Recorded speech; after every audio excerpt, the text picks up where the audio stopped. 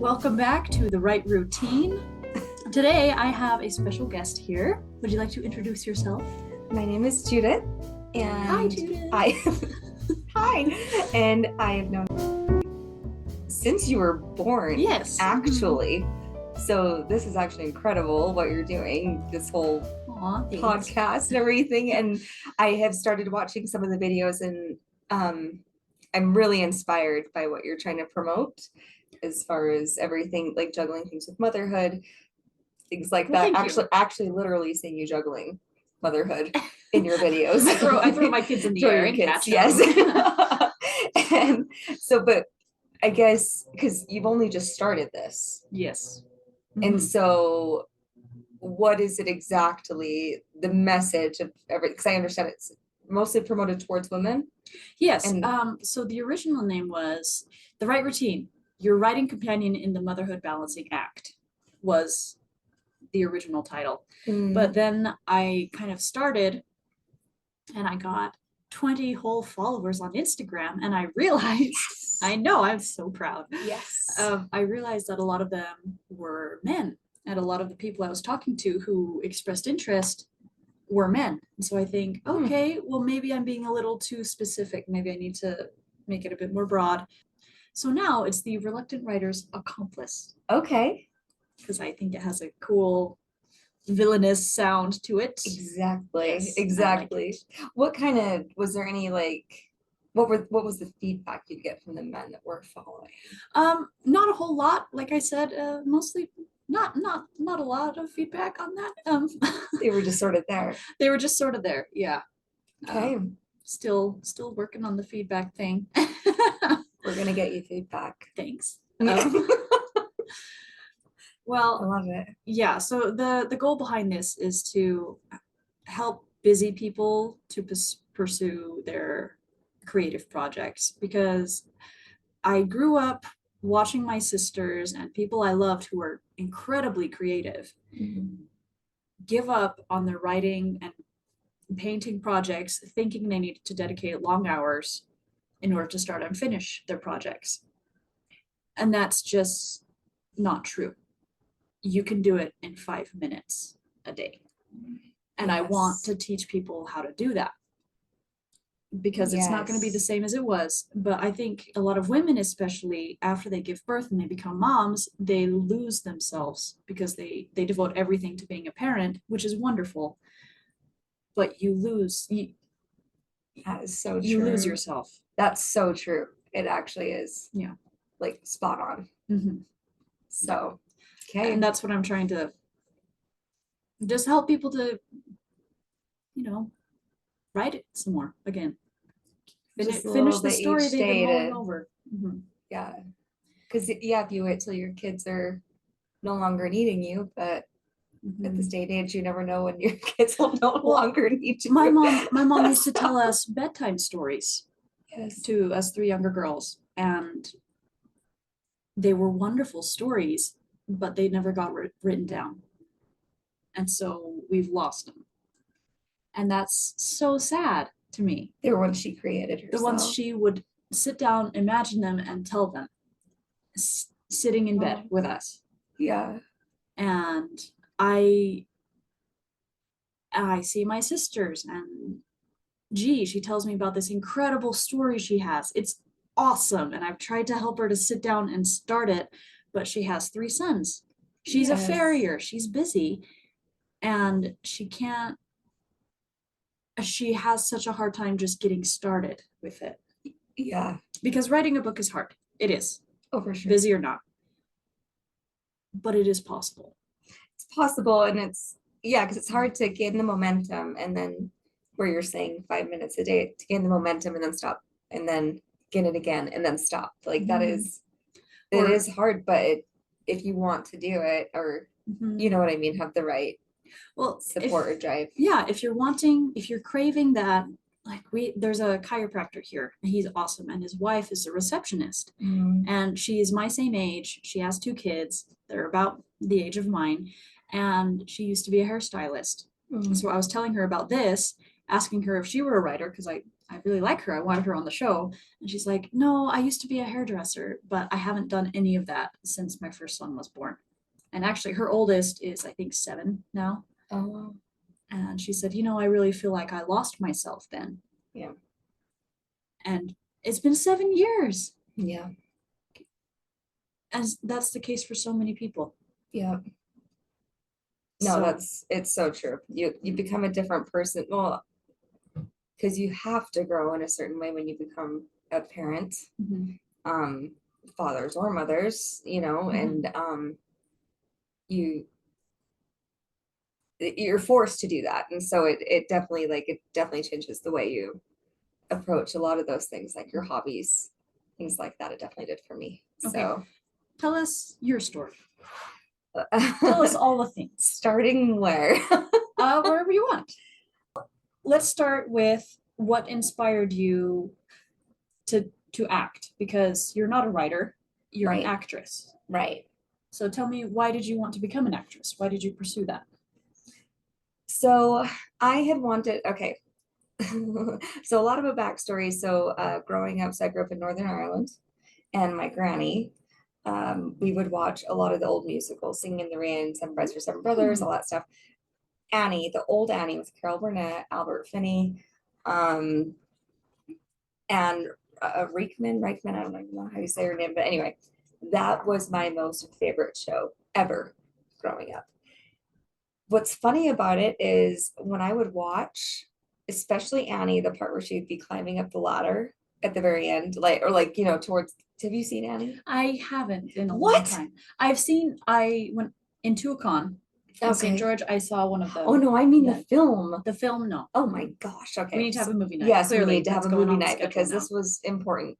This is very important to me. So no, so there's a part where she's climbing up the ladder and Tim Curry, who's one of like the bad guys, he's in it. Yeah. Tim And Curry's Bernadette awesome. Peters. Okay. It's amazing. Ooh. Anyway, he's chasing her up this ladder, trying to like get her for this monetary reward. Anyway, and each time I'd watch it, I'd be like, oh my gosh, I hope she makes it. I hope he doesn't get her. I hope he does. Like, I don't think I understood what acting was. I think I thought every time I was watching these shows that I was seeing real life happening repeatedly or something. Like, I feel that. When I Yeah, do you okay, understand kind yeah. of what I'm saying? Like I would keep seeing it. Mhm. But anyway, so we moved out to the States, and I ended up in the home that we were backyard neighbors with you guys. Mhm.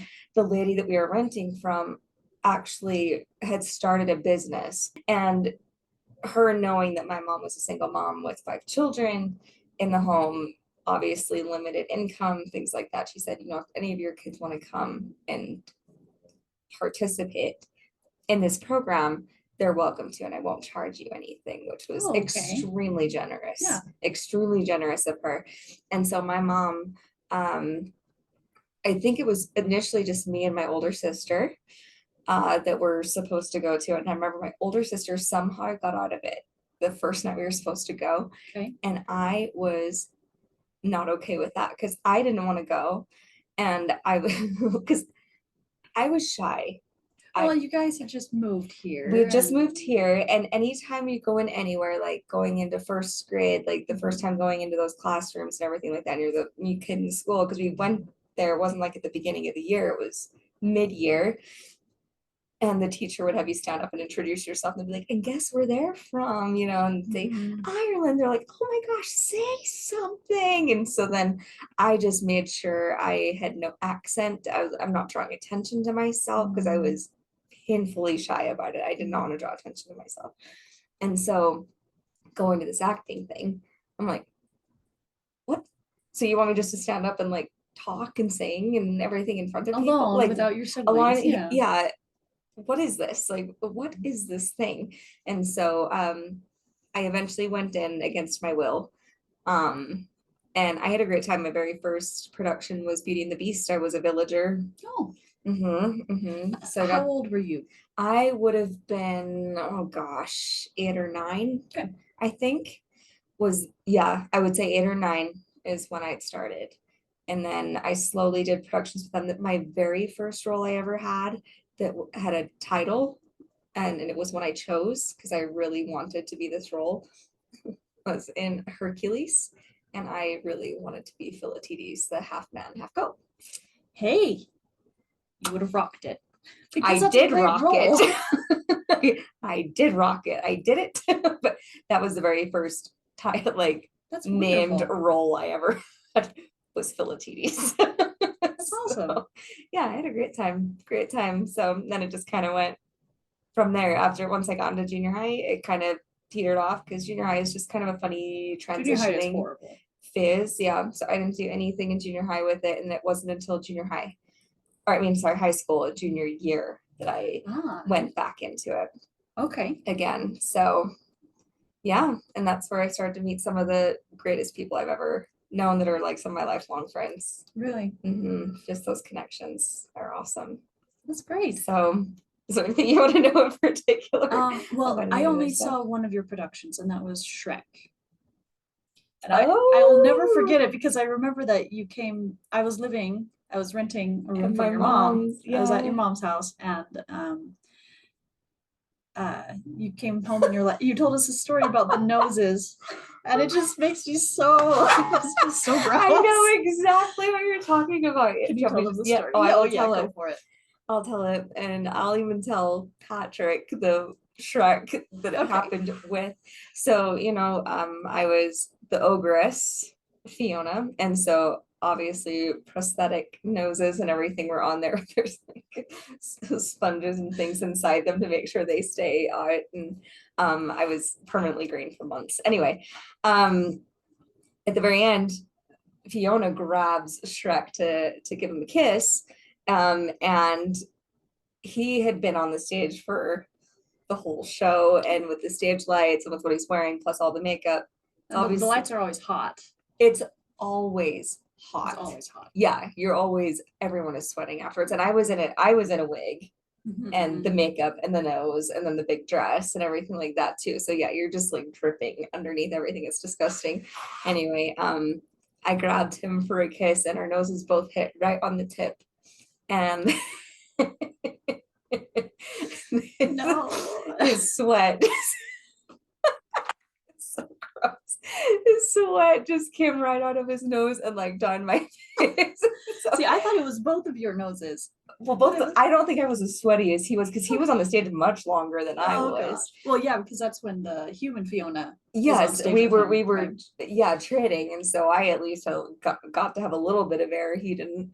And so yeah, we squashed noses there, and it was great. And we actually talked about that. I had talked to him. It was like probably even 6 months ago. We still laugh about it because he's like, I just remember looking at you in the finale. We're trying to like sing to each other. This romantic moment, and I have like his sweat dripping. How did you do that? Like, how did you keep a straight face? Well, I didn't, because the thing is, she was. The character at that time was able to be fun and like laughing and stuff. So I think I was actually like always not laughing that whole time, but yeah, it was something. It was something. It was definitely a moment to never forget.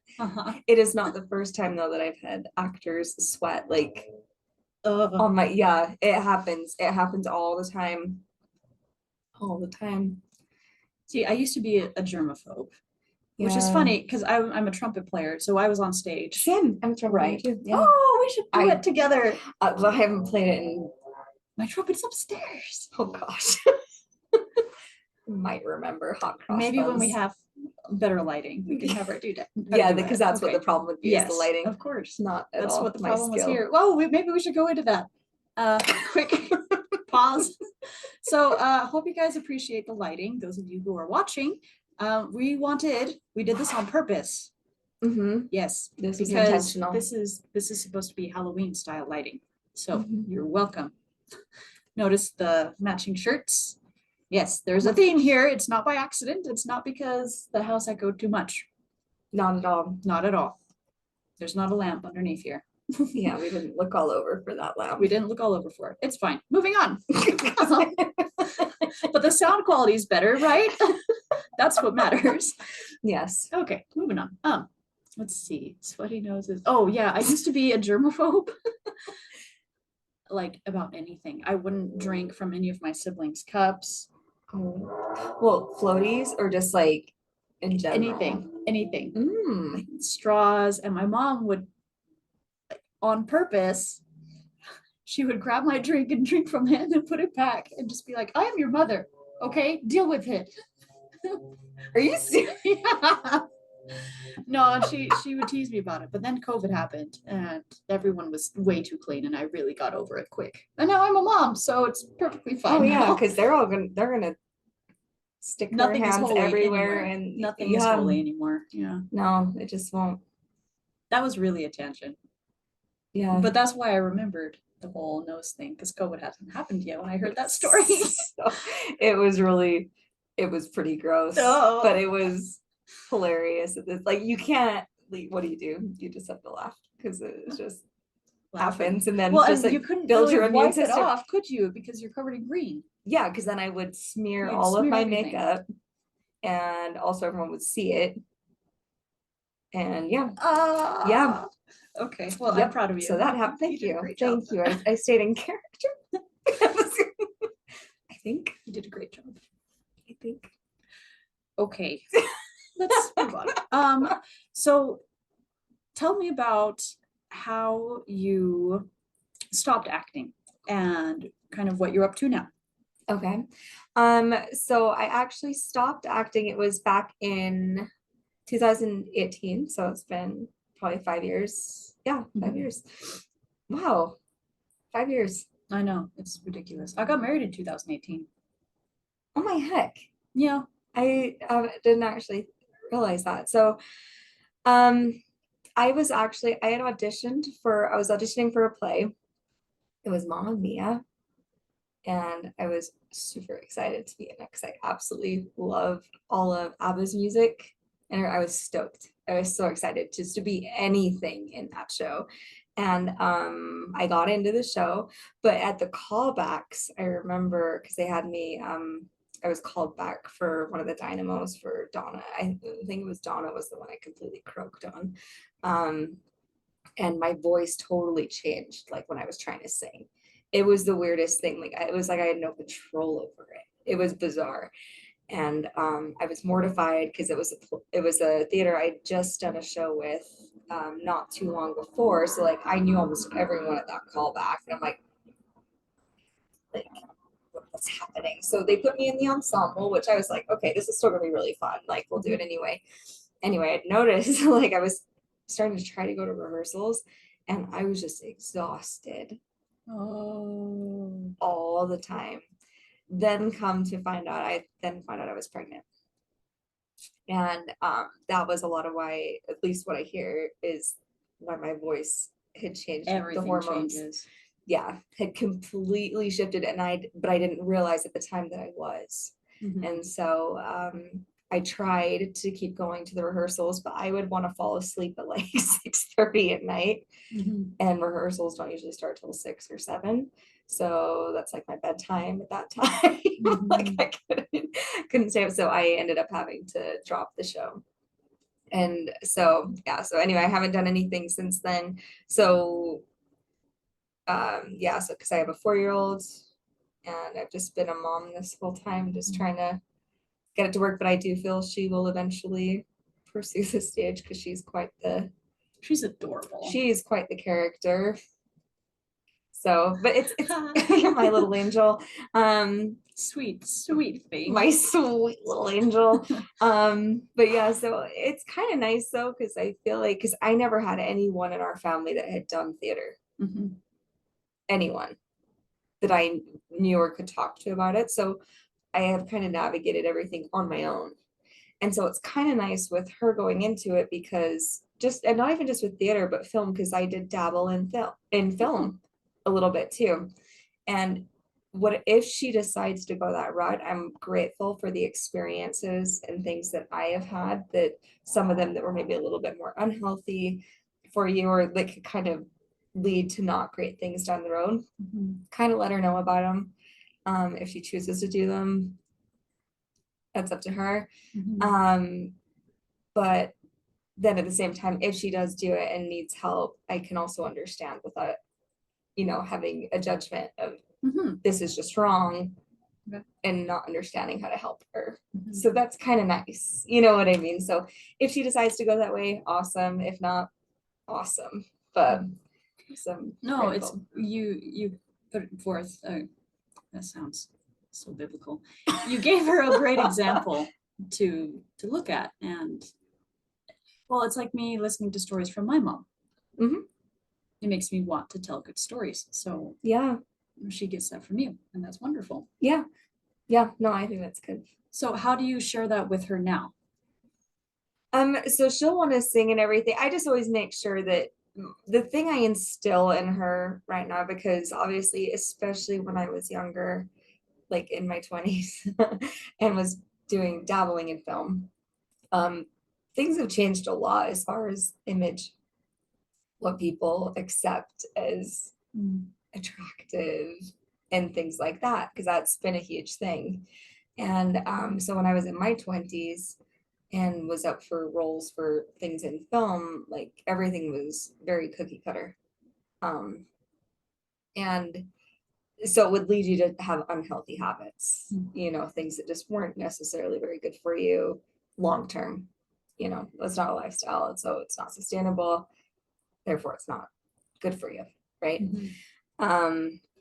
And so my thing with my daughter has been that I just want to make sure that I instill confidence in whatever it is she wants to do. If she wants to act, if she wants to sing, if she wants to learn how to dance, like I may not have the finances always to like put her into those things or the time, but I'm going to make sure she feels confident in any of it, because there's always going to be resources. And so I think confidence, that's mostly what I just tell her, is like, if anyone, I guess this is one thing, if she's, and maybe this is kind of off base a little bit, but when she's talking, like she'll come in and cry to me that my nephew called her a name or said she was dumb. Let's say that. I don't know if he has, but yeah, but she'll come and say, oh, he said I'm dumb. He's this, he's that. And I said, okay, like, well, do you think you're dumb? And she says, well, no. I'm like, okay, so he can say whatever he wants, because guess what? That's life. That's life. There's always going to be someone that's going to, not everyone is going to think you're the smart one. Not everyone is going to think that. You know what I mean? There isn't a single person in the world that everyone would look at and say, that's the most beautiful person ever. Right. That's just not the case. So you can't, if you're thriving or if that's what your expectation is going to be for yourself, it isn't reality. And so that's one of my major things with her, is I just want to instill that going forward, because it is to go into any kind of theater thing, dancing thing, anything like that, where you're projecting an image of something, you're going to have that kind of result, like for people. Some people will totally love what you did. Not everyone's gonna love it, and that's how it is. Pick any movie any movie and look at the reviews on Amazon. And it's never nothing. No, not every single person will ever be pleased. You'll never please everyone ever. Well, even look at religions. Yes. Yeah. You can't. That's right. You can't win. No, nothing can, if you look at it. Like nothing. Well, like just be yourself, be a good human, and that's what you can do, and make a difference to one person. And that's, well, and I think that's the role for parents, is Yeah. make the difference for your child, which I don't know. I'm still pretty new. My son is only 18 months old. Yeah. But no, but it is like, it's, if you can even make a difference just to them, and they make a difference to 1, 2, or 3 people, and then they make a difference, and it's a domino, and that's what you need,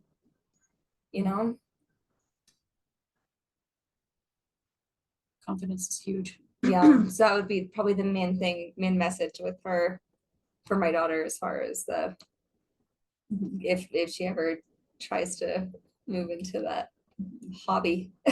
Yeah. We'll say. So what sort of creative things do you do now? So or if any, because sometimes Yeah, so I've definitely wanted to get back into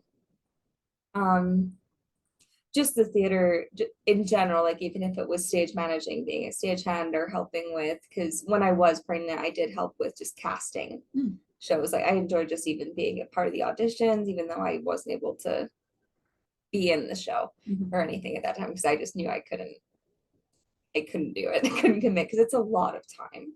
It's a lot of time, a lot of energy. And so I would definitely move back into it. It's just been, yeah, lately I just haven't had the time. I do things with my daughter, try to make her be really creative, not make it sounds really bad. Create something. You're gonna create something and make it look good. Yeah, no.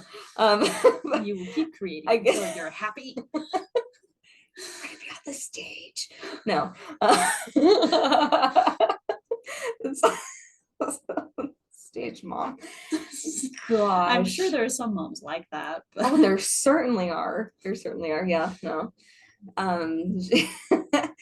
You know, I think with her, I encourage, like, anytime she wants to dress up, like, that's what I always have her closet. It's filled up with dress up things. I don't, if she wants to change her outfit 5 times a day to put on something else to like act, I just always make sure I'm encouraging it.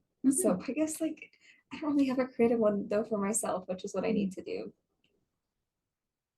I definitely need to. What things would you consider? I would do acting. Yeah.